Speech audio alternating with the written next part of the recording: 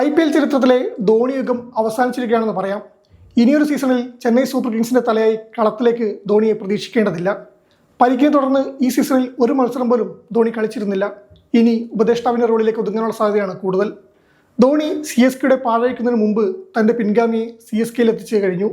ഋഷഭ് പന്തും KL രാഹുലും ഇഷാൻ കിഷനുമെല്ലാം ഉണ്ടായിരുന്നിട്ടും ധോണി തന്റെ പിന്മുറക്കാരനായി സഞ്ജു സാംസണെയാണ് പരിഗണിച്ചത്.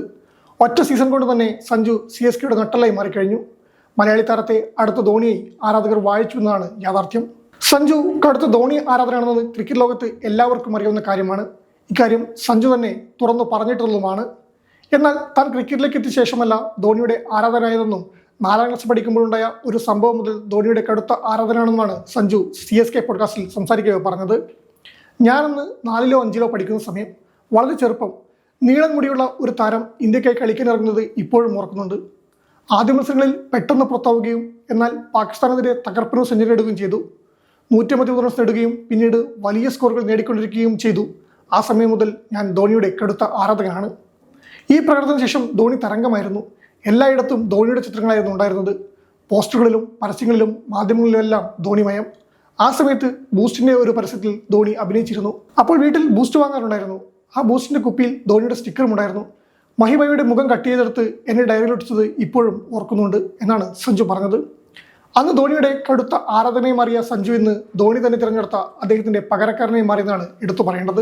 രാജസ്ഥാൻ റോയൽസിന്റെ നായകസ്ഥാനം അടക്കം ഉപേക്ഷിച്ച് സഞ്ജു CSKയിലേക്ക് എത്തിയതിന് പിന്നിൽ ധോണിയുടെ ഇടപെടൽ തന്നെയായിരുന്നു. CSK ജേഴ്സിയിൽ ധോണിക്കൊപ്പം കളിക്കാൻ സഞ്ജുവിന് ഭാഗ്യമുണ്ടായിക്കില്ല. എന്നാൽ ധോണിക്കൊപ്പം കൂടുതൽ സമയം ചെലവിടാൻ സഞ്ജുവിന് ഇപ്പോൾ സാധിക്കുന്നുണ്ട്. ആരാധകൻ എന്ന നിലയിൽ സഞ്ജുവിനെ സംബന്ധിച്ച് അത് വളരെ വിലപ്പെട്ട കാര്യമാണ്. അന്നത്തെ ആരാധകനിൽ നിന്നാണ് ഇപ്പോൾ ഇവിടെ എത്തിയിരിക്കുന്നത്. ഇതിൽ കൂടുതൽ ഞാൻ എന്താണ് പറയേണ്ടത്? ഞാൻ അദ്ദേഹത്തോടൊപ്പം ഇരിക്കുന്നു, സംസാരിക്കുന്നു, കളിക്കുന്നു. അദ്ദേഹത്തിന്റെ റൂമിലേക്ക് പോകാനും എന്നും ചോദിക്കാനും സാധിക്കുന്നു. അദ്ദേഹം പല ഉപദേശങ്ങളും നൽകാറുണ്ട്. അതെല്ലാം സ്വപ്നമായാണ് തോന്നുന്നത്. സത്യത്തിൽ സ്വപ്നത്തെക്കാൾ മുകളിലാണ്. ഏതൊരു കുട്ടിയും ഇത് സ്വപ്നം കാണുന്നുണ്ടെന്നാണ് തോന്നുന്നത്. ഇവിടെ എത്താൻ സാധിച്ചതിൽ വളരെ ഭാഗ്യവാനാണെന്നാണ് ഞാൻ കരുതുന്നത് എന്നും സഞ്ജു പറയുന്നു. സഞ്ജു സാംസണിന്റെ ക്യാപ്റ്റൻസി കീഴിൽ CSK കളിക്കുന്ന കാലവും വിദൂരമല്ല. ഈ സീസണിൽ CSKക്കായി 2 സെഞ്ചുറിയും 1 അർദ്ധ സെഞ്ചുറിയും താരം നേടിക്കഴിഞ്ഞു. CSK ഇത്തവണ പ്ലേ ഓഫ് സജീവമാക്കി മുന്നോട്ട് പോകുമ്പോൾ അതിനെ മുന്നിൽ നയിക്കുന്നത് സഞ്ജുവാണ്. CSK ഇത്തവണ പ്ലേ ഓഫ് സജീവമാക്കി മുന്നോട്ട് പോകുമ്പോൾ അതിനെ മുന്നിൽ നിന്ന് സഞ്ജു നയിക്കുന്നത് കാലം ഒരു ധോണി ആരാധകന് കാത്തുവച്ച ഏറ്റവും മനോഹരമായ നിമിഷമാണെന്ന് നിസ്സംശയം പറയാം. ധോണി എന്ന ഇതിഹാസത്തിന് പകരക്കാരനാവാൻ മറ്റൊരാൾക്ക് കഴിയില്ലായിരിക്കും. എന്നാൽ ആ ഒഴിവിലേക്ക് സഞ്ജു സാംസണേക്കാൾ യോഗ്യനായ മറ്റൊരാളിലെന്ന് ഈ സീസണിലെ പ്രകടനങ്ങൾ തെളിയിക്കുന്നു.